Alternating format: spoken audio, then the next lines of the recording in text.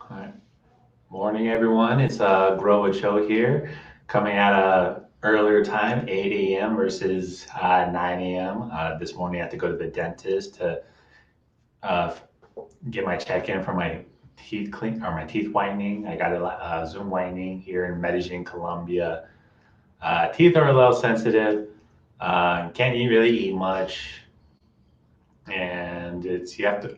The most annoying part about Zoom whitening is you put the trays in at night and you have to sleep with them for 4 to 6 hours. I do 5 hours.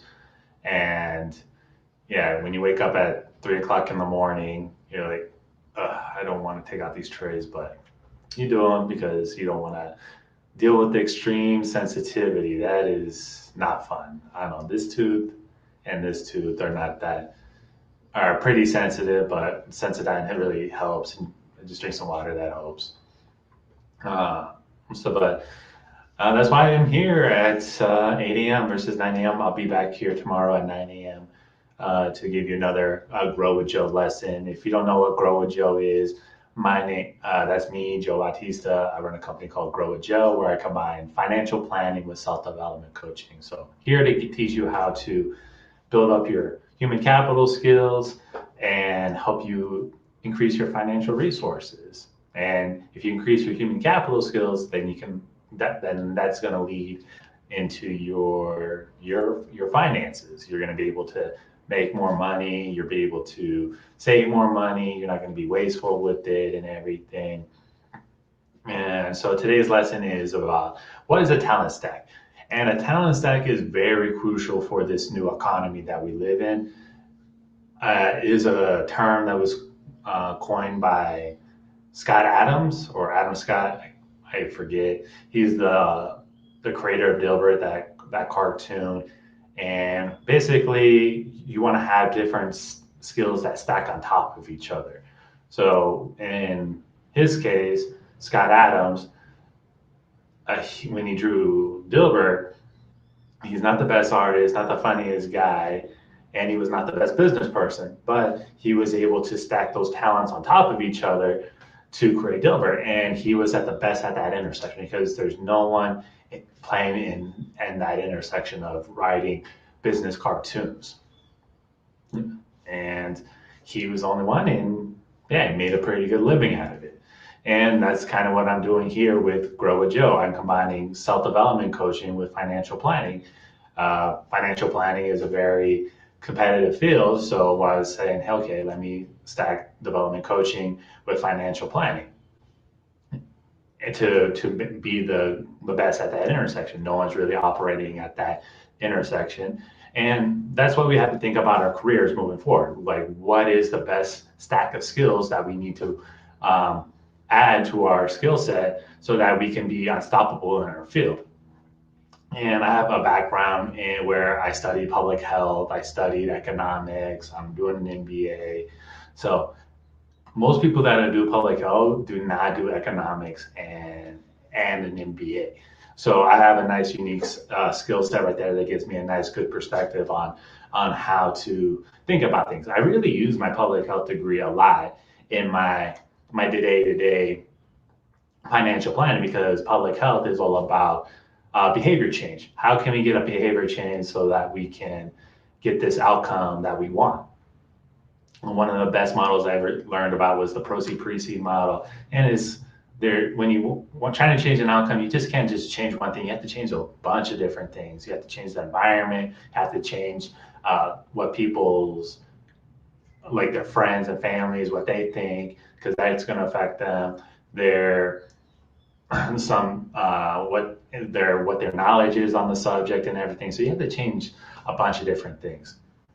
So I feel like in this new economy, I'm taking an IT and e-commerce class, and we're learning about chief information officers. And I realized, like, oh, those people are going to be very valuable in this new economy. I'll open up this window,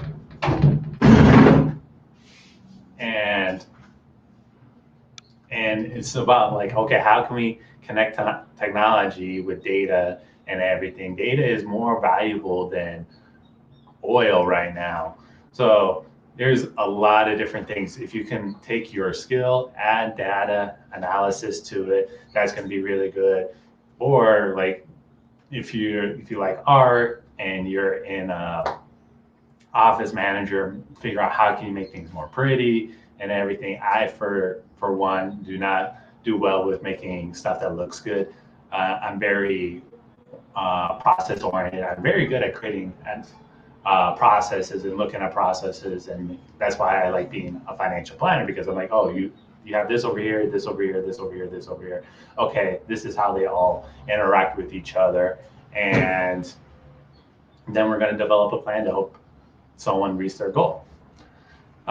So, like, you don't want to be the best in one field because think of basketball. Basketball, there's only one winner, or there's only like 300 NBA basketball players that take in 99% of the profits in the United States. So there's something called the superstar effect when you're trying to be the best in one field. So there's only one LeBron James, there's only one Stephen Curry, one Damian Lillard, and like if you try to be the best in one field, that is really, really hard to do. But if you can combine different skills, say you're good at art, say you're a good typer, say you're good at data analysis, say you're a good public speaker, stack those talents on top of each other, then you're going to be the best at the intersection. And it's an infinity game. It's not a finite game where there's one winner to win everything. So what I would do is just look at where you work and everything, and just see, okay, what are the different skills that I can add to help me become better at my job, or go from good to great. I feel like a really good skill that everyone should take is or learn is improv, because improv helps you think quicker on your feet, helps you be witty and everything, helps you be more confident in uncertain situations. And then once that, so you stack that on top of financial planning. When I took an improv class, my meetings became a lot better because I was able to think quicker on my feet. And that is a very valuable skill to have. So then I also did public speaking. When I went to a public speaking conference, I was like, okay, these are the skills I need. That's basically, I went to that conference and they're like, hey, take an improv class. And I did that.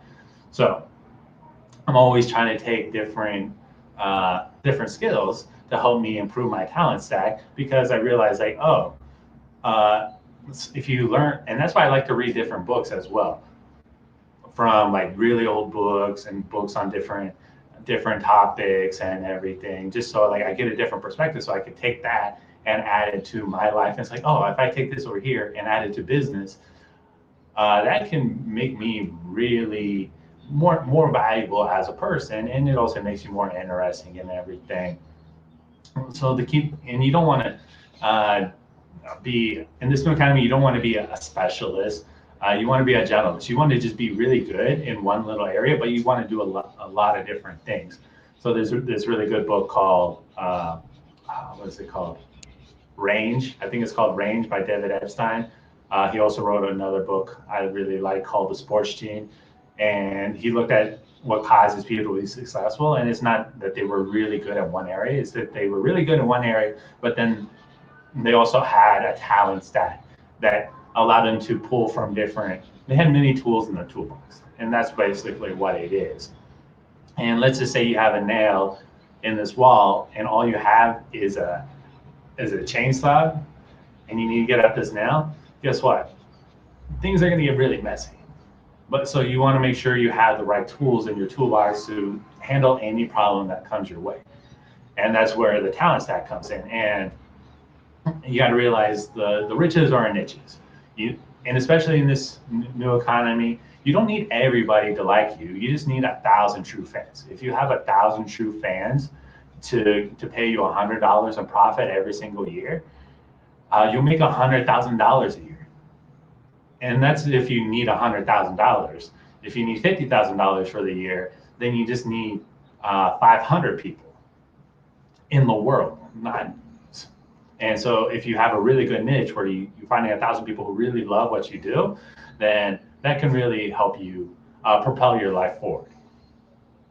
And so that's why the talent stack is so valuable in this new economy with the internet and everything. You can really find your tribe and everything. Or if you're at work, you can just become more valuable at work. You're like, hey, one of the things when I was in the Marines, I took a Microsoft Office class, and that was one of the most valuable skills I ever learned. I was able to create PowerPoints, Excel spreadsheets. I was able to do Word documents. And guess what? That job was given to me in the Marines, and it just became more valuable.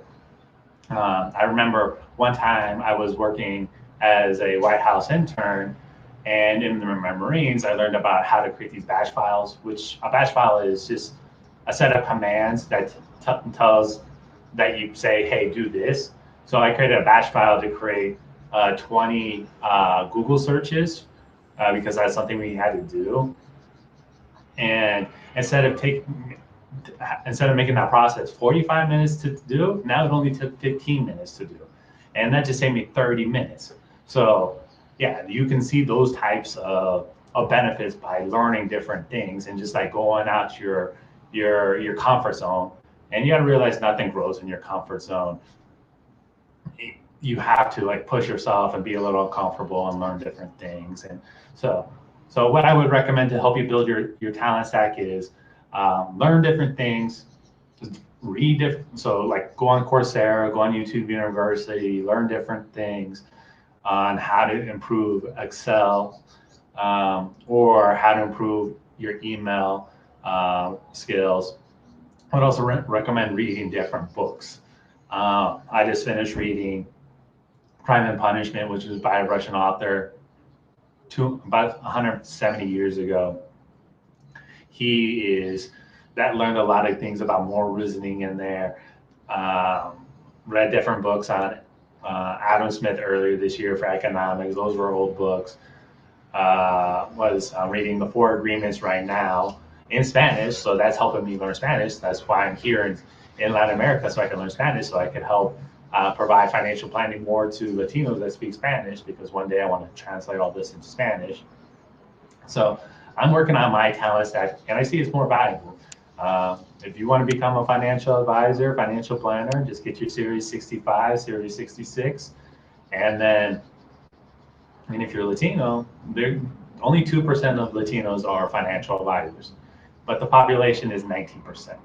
So I'm working on my talent stack, and I'm working on these other things like marketing and everything to help me with my goals in the future of growing this Grow with Joe business, where I can hire more Latino and minority financial advisors in the business, especially if it's African American. Only 2% of financial advisors are African American. So there's more work that needs to be done in all areas. But what's really going to help me reach my goal is working on my talent stack. So hope you enjoyed today's lesson about what talent stack is and why it's so crucial in this new economy. And if you want my book, More You Know, More You Grow, How to Get Better Every Day, just go to growwithjoe.me/book, and you can get it right there. So I hope you enjoy the rest of your day. And remember, if you go with Joe, you can grow with Joe, because Joe knows Joe. All right, take care.